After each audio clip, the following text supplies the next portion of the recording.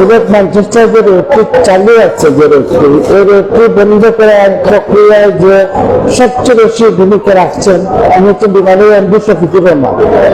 কিন্তু ওনার যে কর্মকাণ্ড, ওনার যে মানসিকভাবে বিপর্যস্ত অসুস্থ একজন এমডি ছিলেন, সেটি ইতিমধ্যে প্রমাণিত হয়েছে এবং তিনি কারাবরণ করছেন। সুতরাং এই অসুস্থ এমডির যে সিদ্ধান্ত, সেটি আসলে পুরো বিমান কর্তৃপক্ষ নিতে পারে না। এখনই বিমান কর্তৃপক্ষের উচিত যে এই এমডি যে সিদ্ধান্ত নিয়েছিল যে সিলেট ম্যানচেস্টার রুটটি বন্ধ করে দিবে 1 মার্চ থেকে, বিমান কর্তৃপক্ষের উচিত সেই সিদ্ধান্তটি বাতিল করে অবিলম্বে সেই ফ্লাইটটি স্বাভাবিক চালু রাখা।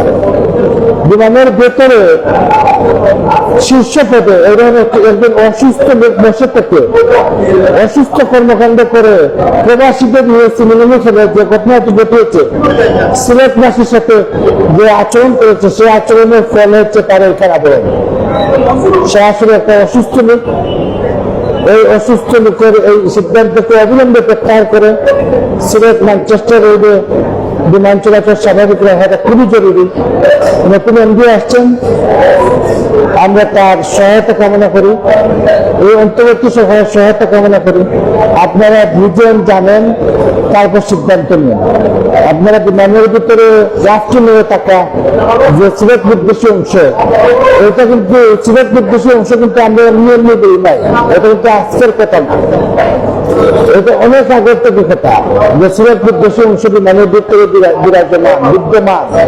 সুতরাং এটা বিমান কর্তৃপক্ষ ওরাই সবসময় সিলেট বিদ্বেষী অংশটা সবসময় সিলেটের বিরুদ্ধে সিদ্ধান্ত দেয় এবং সেটা কার্যকর করার চেষ্টা করে। সুতরাং সিলেট ম্যানচেস্টার রোড অবিলম্বে চালু করা উচিত। নতুবা দেখেন, একটি কথা বলি, বাংলাদেশ বিমান সিলেট থেকে 85% ব্যবসা করে, এগুলি স্বাভাবিক। সিলেটিরা কানেকশন বিভিন্ন দেশে, তার যাতায়াতে বিভিন্ন দেশে, সিলেট থেকে তারা যাতায়াত করে এবং বাংলাদেশ বিমানই একমাত্র ভরসা।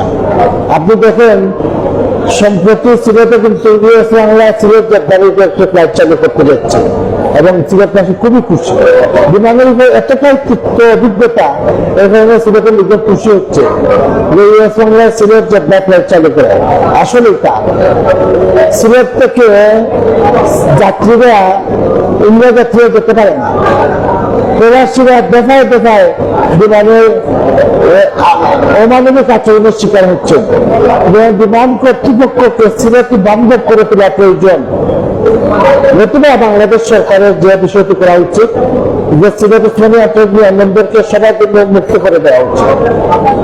যদি এই ইসলামী আন্তর্জাতিক বিমানবন্দরে বিভিন্ন কোম্পানি বিশ্বের বিভিন্ন দেশে চলাচল করতে, তাহলে কিন্তু আর বিমানের জন্য আবেদন করতে হতো না।